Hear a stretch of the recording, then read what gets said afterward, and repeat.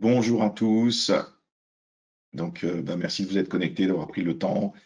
Donc, on va commencer notre webinaire sur Lise. Je vous propose de commencer. On a peut-être quelques retardataires qui vont se joindre à nous. Donc, moi, je suis Roméo André. Donc, c'est moi qui vous fais la présentation générale de Lise et de EPM. Et donc, aujourd'hui, notre sujet, c'est Lise.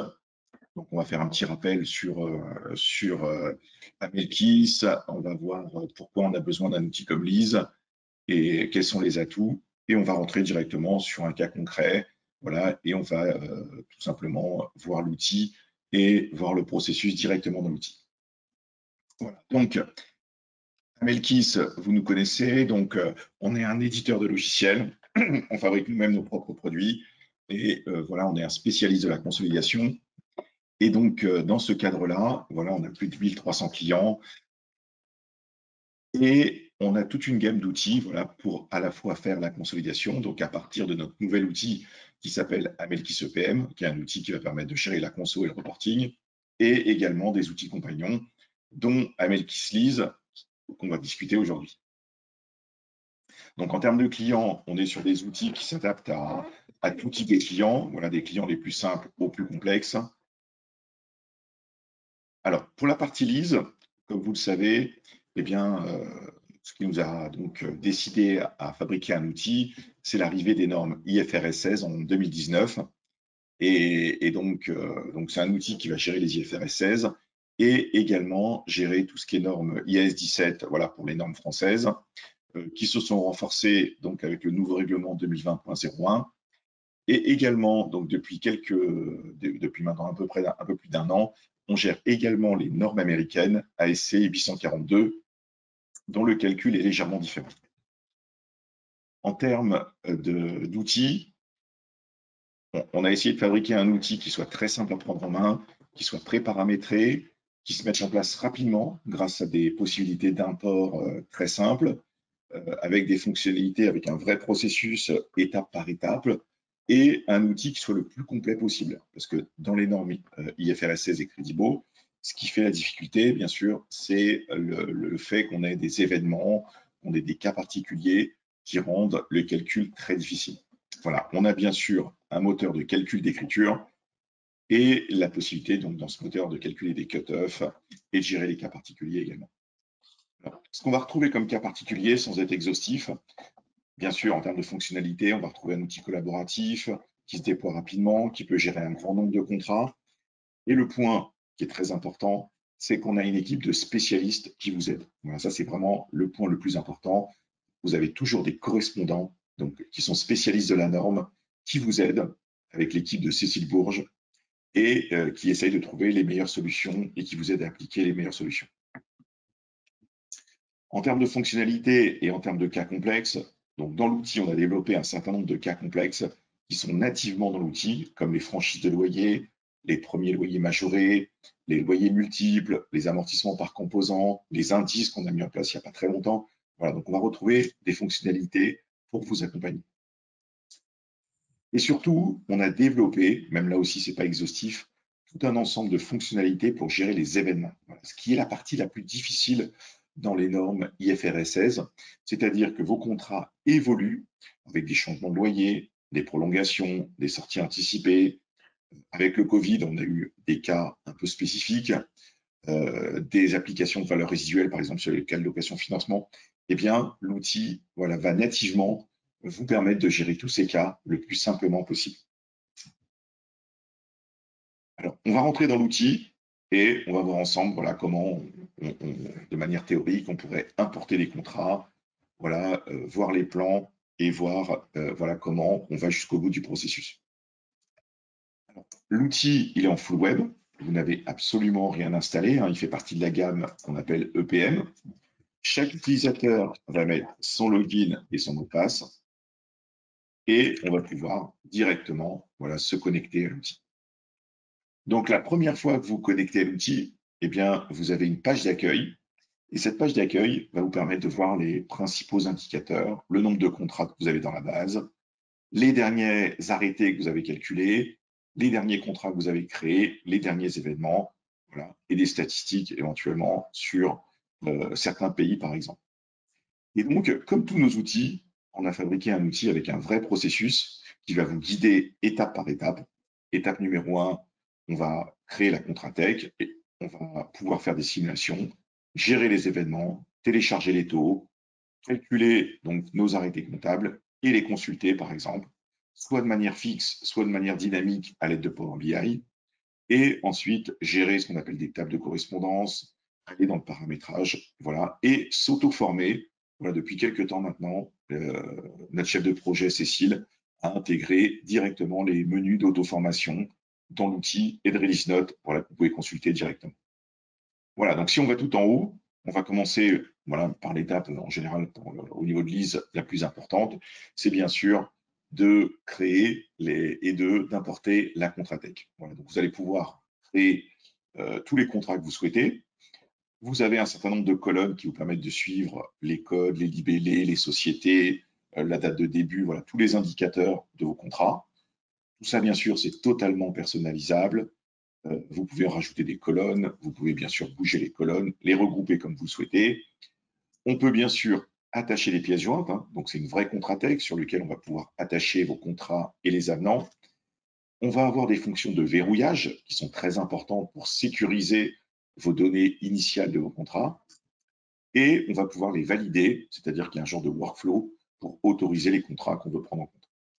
Donc, quand on crée un contrat ou quand on veut récupérer un historique de contrat, eh bien, on peut exporter la Contratech, voilà, sur Excel, et on peut la récupérer directement à partir d'Excel, ce qui va vous permettre de préparer, voilà, on va l'ouvrir ensemble, ce qui va vous permettre de préparer donc votre Contratech directement dans Excel. Donc, que vous ayez une centaine ou des milliers de contrats, ça va être la même chose. Vous allez mettre vos informations sur Excel avec le code du contrat, le libellé, le type de contrat, la société preneuse, la devise du contrat, le type de contrat, location simple, location financement ou autre, la date de début, la date de fin, les informations de calcul, c'est-à-dire le taux d'actualisation, le loyer éventuellement, la valeur du bien pour des contrats de location financement, et ensuite tout un ensemble de cas particuliers voilà, que vous allez pouvoir inscrire dans l'outil. Voilà. Sachez que tout ça, bien sûr, on peut rajouter des colonnes, on peut rajouter des champs, des centres d'analyse éventuellement, des données analytiques. Voilà. Donc, tout n'est pas fixe. On peut bien sûr faire évoluer le paramétrage. Une fois que votre fichier est prêt, eh bien, on peut directement ensuite, on va pouvoir l'importer dans l'outil. Vous voyez, donc on a un petit bouton ici pour importer les données et automatiquement, l'outil va créer comme ça tous vos contrats. Ensuite, en vitesse de croisière, vous allez pouvoir manuellement créer les contrats. Donc là, ici, vous avez la possibilité d'appuyer sur le petit plus, de choisir le type de contrat, la société, voilà, le type de bien, et vous allez pouvoir mettre la date de début, la date de fin, et on retrouve ici les informations du contrat et l'ensemble des cas particuliers, comme la possibilité d'avoir des durées d'amortissement différentes du plan de financement, de faire des amortissements par composants, d'avoir ce qu'on appelle des loyers multiples, de gérer des champs complémentaires ou de déclencher des cas particuliers comme des frais de remise en état, des premiers loyers majorés, des franchises de départ ou d'autres éléments. Alors dans cette version, la nouveauté, une petite nouveauté en tout cas, qu'on a intégrée, on a intégré la gestion du taux de TVA. Alors, à quoi ça sert de mettre le taux de TVA? Ça permet maintenant dans l'outil de calculer l'écriture sociale. Donc l'outil a été créé en particulier pour créer l'écriture de consolidation, mais depuis les dernières versions, on calcule également l'écriture sociale, c'est-à-dire celle qu'on met dans la compta, pour avoir le même cut-off que l'écriture de conso. Voilà, donc ça c'est une petite nouveauté de la dernière version. Ensuite, l'outil va calculer le plan de financement. Donc, on va retrouver le loyer, le capital, et on va retrouver ici le plan d'amortissement également. Et donc, comme je vous disais, la grande force de l'outil, c'est qu'on a intégré donc, la possibilité de gérer des événements. Donc, ici, on va sur événements, on clique sur le petit plus, et vous avez toute une liste d'événements qui vont vous permettre d'appliquer les modifications que vous allez retrouver tout au long de la durée de vie du contrat. Un report de loyer, une échéance offerte, des prolongations, des changements de taux, des changements de loyer, des fins de contrat, des réductions de durée, par exemple. Voilà. Et des événements, on peut en faire comme ça autant que vous voulez, autant de fois que vous voulez dans l'année, pour voir et faire, pour caler votre contrat, voilà, à ce qui se passe réellement dans la vraie vie. Donc, une fois qu'on a créé notre contrat, on va pouvoir quitter. Voilà, l'outil va sauvegarder le contrat, on va le verrouiller et vous allez donc conserver comme ça toute la Contratech de départ. Deuxième étape, vous avez un menu simulation et ce menu simulation va vous permettre de créer des contrats, un peu comme des brouillons, voilà, qui vont nous permettre de faire des tests, des simulations.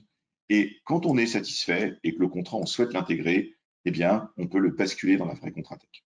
Voilà, donc c'est un espace un peu bac à sable qui va nous permettre de créer tout type de contrat. Ici, dans le troisième bouton, eh bien, c'est un menu transversal qui va vous permettre de voir tous les événements que vous avez créés. Donc, au fil de l'eau, quand vous avez beaucoup de contrats, vous allez créer des événements. Et donc là, ici, on liste tous les événements créés. Voilà, on peut les consulter.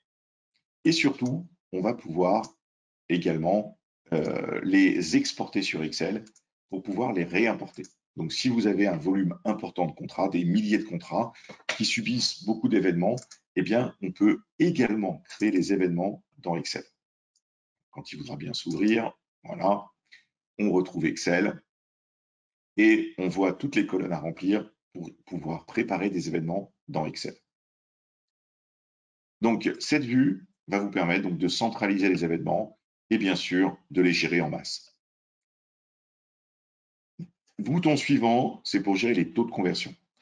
Donc, on peut avoir des contrats avec des devises différentes de la société d'origine. Et on peut avoir le besoin de regarder une vision consolidée globale. Eh bien, ici, l'outil va télécharger automatiquement tous les taux que vous avez besoin chaque jour et il va les conserver dans la base, ce qui va permettre d'appliquer le taux de conversion et de convertir les contrats. Donc, comme vous le savez, on convertit les contrats au taux historique quand on a des contrats qu'on doit convertir au taux de la société, en distinguant les éléments monétaires et non monétaires. Et on applique la méthode du cours de clôture pour convertir les sociétés étrangères en devise de conso. Ça, c'est la deuxième partie de la conversion également, si on souhaite le faire. Une fois qu'on a les taux qui serviront à la conversion, eh bien maintenant, on peut calculer ce qu'on appelle la consolidation des contrats, l'arrêté. Et donc là, on va pouvoir faire autant de versions qu'on veut. Donc le fait qu'on ait mis des versions, ça permet de faire des simulations, ça permet de stocker les versions et surtout, ça permet de gérer des sous-paliers ou des cas particuliers. Donc là, on va créer une version en mettant tout simplement la nouveau.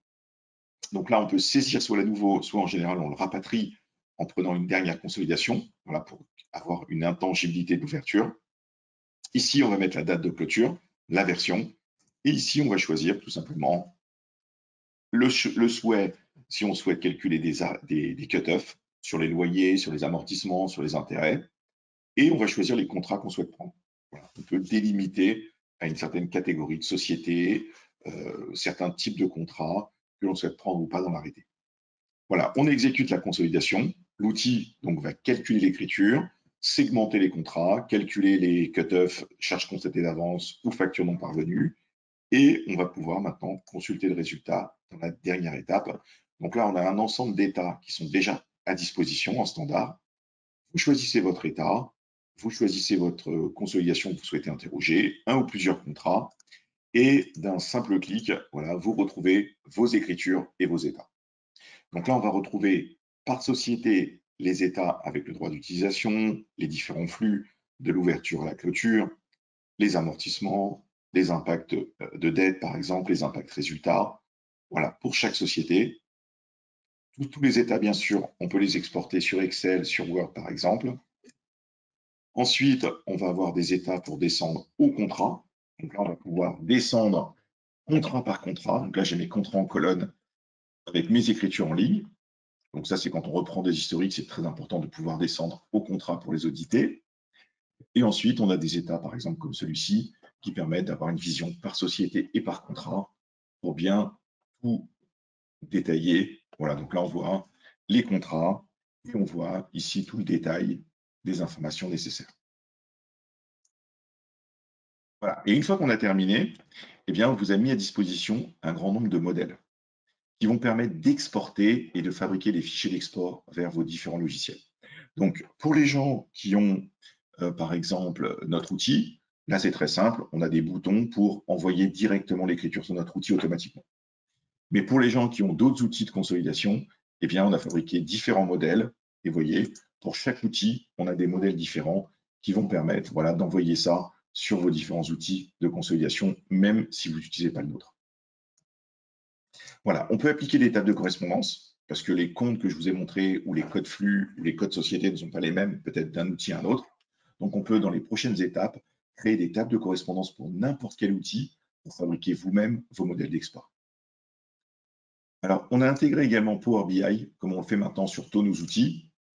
Et l'intérêt de Power BI, si on recommence par exemple, c'est pas ici, on va relancer l'état, eh bien, c'est la possibilité donc de naviguer dans la base de données de manière graphique. Donc, on a des statistiques, on a des visuels pour voir où se trouvent mes sociétés, où se trouvent mes contrats dans le monde, par exemple. On a la possibilité d'avoir des palmarès. Et surtout, on va avoir la possibilité, un peu comme tout à l'heure, de retrouver notre écriture ou le détail des états. Et là, l'avantage, c'est qu'ils sont complètement dynamiques. Vous voyez, on redescend à la société et on clique sur le petit plus, on redescend au contrat. Voilà, donc ça, cet outil-là va vous permettre dynamiquement de naviguer dans votre base et d'avoir plus d'efficacité pour auditer vos contrats. Pour terminer, notez que bien sûr l'outil est complètement personnalisable de manière très simple. Vous voyez, vous avez la gestion des tables, vous allez pouvoir créer des champs complémentaires dans les contrats, vous allez pouvoir créer toutes vos sociétés, créer des champs complémentaires dans les sociétés, des devises, des versions, et éventuellement changer le code rubrique, changer les rubriques si on veut plus de détails ou moins de détails. Voilà, tout ça, c'est complètement accessible et voilà, on est sur des fonctions visuelles pour gérer les utilisateurs et les tables. Alors, les petites nouveautés pour les gens qui utilisent l'outil, comme je vous disais, l'équipe de Cécile Bourges a intégré tout ce qui est manuel de formation directement dans l'outil pour vous auto-former. Et toutes les release notes également sont intégrées dans l'outil. Bon, ce n'est pas un outil qui est figé, hein. C'est un outil que tous les mois, il y a des nouveautés. Et les nouveautés, vous en bénéficiez automatiquement. Et là, on vous met à disposition toutes les release notes, voyez, et vous voyez les évolutions d'outils qu'on vous met à disposition, en plus de le fait de les recevoir par mail, par exemple. Voilà, donc c'est un outil qui continue à vivre et qui continue à évoluer en fonction des retours des utilisateurs et des besoins de la norme. Voilà, donc on a fait un petit peu le tour. On va se faire une petite question, une séance de questions-réponses. Si vous avez des questions par rapport à ce que je vous ai présenté, je vais me faire aider par Mélanie qui m'assiste. Alors, si vous avez des questions, Mélanie, je te laisse me poser les questions. Oui, bonjour. Alors, il y a une question pour l'instant. L'outil gère-t-il des franchises périodiques, exemple franchise du premier trimestre pendant 3 ans, du 1T pendant 3 ans? La franchise, je vous montre tout de suite. Ici, les franchises, c'est en bas. Voilà. C'est pas celui-ci, c'est celui-ci. Voilà. Et on fait des franchises par mois. Voilà, vous voyez ici, vous mettez voilà, ce qu'on est capable de faire en termes de calcul, c'est des franchises par mois. Donc là, par exemple, j'ai dit il y a 3 mois de franchise. On va en mettre 6, par exemple. Voilà. On peut calculer ce qu'on appelle un étalement, c'est-à-dire que l'outil va calculer une charge à répartir pour lisser les loyers si vous le souhaitez. Et l'impact, c'est que voilà, l'outil va, si on garde le calcul financier, mais eh bien là, je suis sur un contrat, je crois, qui est trimestriel. Eh bien, on voit que ma première échéance, vous voyez, elle a été capitalisée, donc je ne vais rien payer et mes intérêts sont capitalisés. Donc ici, l'élément le plus fin en termes de franchise, il est mensuel.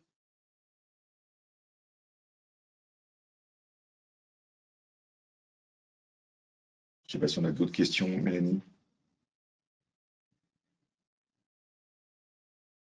Est-ce que ce webinaire sera publié pour retourner le visionner intégralement? Oui, après le webinaire, vous recevrez un mail dans l'après-midi où vous aurez le lien pour le replay qui sera disponible. Voilà.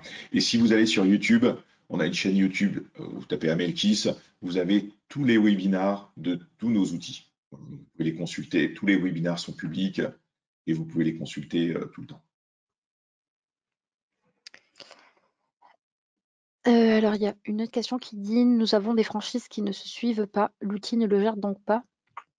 Ah, alors si c'est non, alors du coup, si vous avez des franchises qui se suivent pas, eh bien, on va pas faire comme ça. C'est pas une franchise de départ. Nous, c'est ce qu'on appelle une franchise de départ. Voilà, donc c'est vraiment la franchise, celle qui commence, qui est au début d'exercice quand vous prenez le contrat. Si vous avez des franchises qui ne suivent pas, on va faire plutôt un loyer multiple. Vous voyez, on va déclencher le loyer multiple. Et là, dans le loyer multiple, vous allez expliquer voilà, les suites les strates de loyer que vous payez. Donc, vous allez dire, je n'ai pas les conditions exactes devant moi du contrat, mais vous allez dire, à partir du 21-11, on paye peut-être 6 500. Voilà. Vous sauvegardez, voilà, vous rajoutez un élément. Et à partir d'une certaine date, je ne sais pas, à partir du 1er janvier, voilà, du 1er janvier 2024, eh bien là, on paye 0. Parce qu'il y a des travaux peut-être. Donc on va payer 0. Et ensuite, à partir, je ne sais pas, les travaux s'arrêteraient peut-être au 1er août. À partir du 1er août 2024, voilà, on repaye 6 500. Voilà.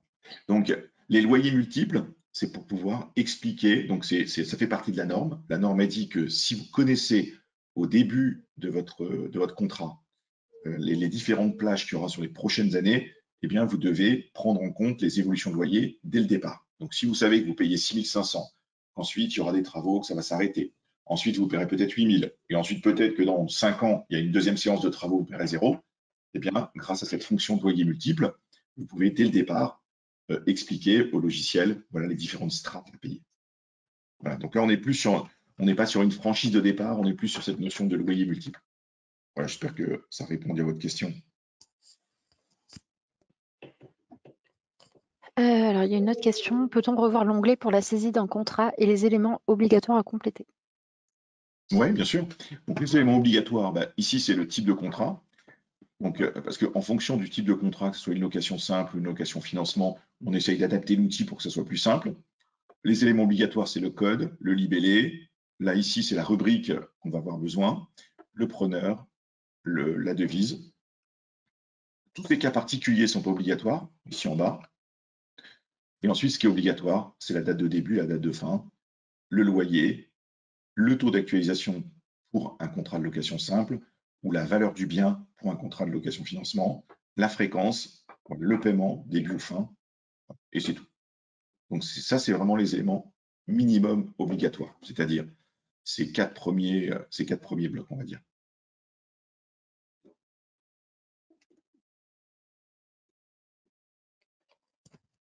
Dernière question, Mélanie. Le loyer multiple peut-il être couplé à une variation liée à un indice? Alors, dans la réalité, tout est possible, hein. Bien sûr, on peut avoir des loyers multiples, c'est-à-dire que c'est les conditions de départ, et qu'un an après, bien sûr, vous ayez une augmentation de loyer à partir d'une certaine date. Donc, tout ça, c'est possible, on peut les coupler. Voilà, on peut coupler les cas. Voilà. Tant qu'il reste, on va dire, logique, mais on peut coupler, c'est fait exprès pour coupler les cas, bien sûr. Très bien. Bon, quoi qu'il arrive, n'hésitez pas à revenir vers nous si vous avez d'autres questions. Là, on était sur un webinar avec quelques personnes, mais on peut vous faire des démonstrations et bien sûr approfondir sur des cas. En tout cas, je vous remercie beaucoup de vous être connectés, en tout cas d'avoir pris le temps de vous connecter. Je vous souhaite une bonne journée et je vous donne rendez-vous donc pour des prochaines séances de webinar. À très bientôt. Merci beaucoup et bonne journée.